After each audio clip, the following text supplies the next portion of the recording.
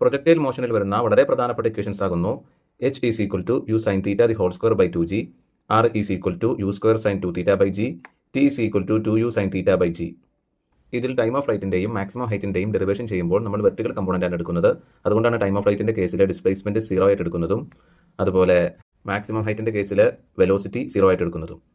ഈ രണ്ട് കേസസിലും ഹൊറിസോണ്ടൽ കമ്പോണന്റിന് പകരം വെർട്ടിക്കൽ കമ്പോണന്റ് എടുക്കാനുള്ള കാരണം വെർട്ടിക്കൽ കമ്പോണന്റിലാണ് ഗ്രാവിറ്റിയുടെ ഇൻഫ്ലുവൻസ് വരുന്നത്.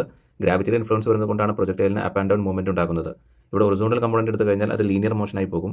അപ്പോൾ സാധാരണ ഒരു ലീനിയർ മോഷനിൽ വരുന്ന ഡിസ്പ്ലേസ്മെന്റ് ആണ് നമുക്കവിടെ കിട്ടുന്നത്. അപ്പോൾ സാധാരണ ഒരു ലീനിയർ മോഷനിൽ വരുന്ന ടൈം ടേക്കനാണ് നമുക്കവിടെ കിട്ടുള്ളൂ.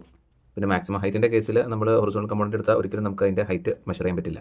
അപ്പോൾ ഈ കാരണങ്ങൾ കാരണമായിട്ടാണ് ടൈം ഓഫ് ഫ്ലൈറ്റിന്റെയും മാക്സിമം ഹൈറ്റിന്റെയും കേസിൽ നമ്മൾ വെർട്ടിക്കൽ കമ്പോണന്റ് എടുത്തിട്ട് ഈ ഒരു ഡെറിവേഷൻ ചെയ്യുന്നത്. അങ്ങനെ ചെയ്യുമ്പോൾ time of flight is equal to 2u sine theta by g യും maximum height is equal to u square sine square theta by 2g യും കിട്ടുന്നു. ദെൻ ഹൊറിസോണ്ടൽ റേഞ്ചിന്റെ കേസിൽ നമ്മൾ ഹൊറിസോണ്ടൽ കമ്പോണന്റ് മാത്രമേ എടുക്കുന്നുള്ളൂ. അപ്പോൾ അവിടെ horizontal range r is equal to u square sine 2 theta by g കിട്ടും. ഇവിടെ മാക്സിമം റേഞ്ച് പോകുന്നത് തീറ്റ 45 ഡിഗ്രി ആകുമ്പോഴാണെന്ന് നമുക്ക് ഇക്വേഷനിൽ നിന്ന് മനസ്സിലാകും. അതുപോലെ വേറൊരു കേസോടെ പറയാനുള്ളത്, ഒരു ബിൽഡിംഗിന്റെ മേളിൽ കയറിയിട്ട് ഒരാൾ ഒരു ബോൾ നീട്ടി എറിയുകയാണെന്നിരിക്കട്ടെ. അത് ഏത് ടൈപ്പ് പ്രൊജക്ടൈൽ മോഷൻ ആണെന്ന് വെച്ചാൽ അതിനെ ഹൊറിസോണ്ടൽ പ്രൊജക്ടൈൽ മോഷൻ എന്നാണ് പറയുന്നത്. ഈ ഒരു കേസിൽ angle theta is equal to 0 degree ആയിട്ടാണ് എടുക്കുന്നത്. ഓക്കെ, അപ്പോൾ ഹൊറിസോണ്ടൽ പ്രൊജക്ടൈൽ മോഷന്റെ കേസിൽ ആംഗിൾ 0 ഡിഗ്രി ആയിട്ടാണ് എടുക്കുന്നത്. ഏറ്റവും റിജിഡ് ആയിട്ടുള്ള ബോഡിയുടെ പേരാകുന്നു ഡയമണ്ട്. ഡയമണ്ട് ഏറ്റവും റിജിഡ് ആയിട്ടുള്ള ബോഡിയാകുന്നു.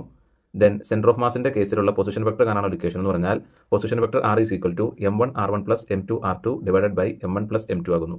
വർക്ക് കാണാനുള്ള ഇക്വേഷൻ fs cos തീറ്റയാണ്. w is equal to fs cos theta ആകുന്നു.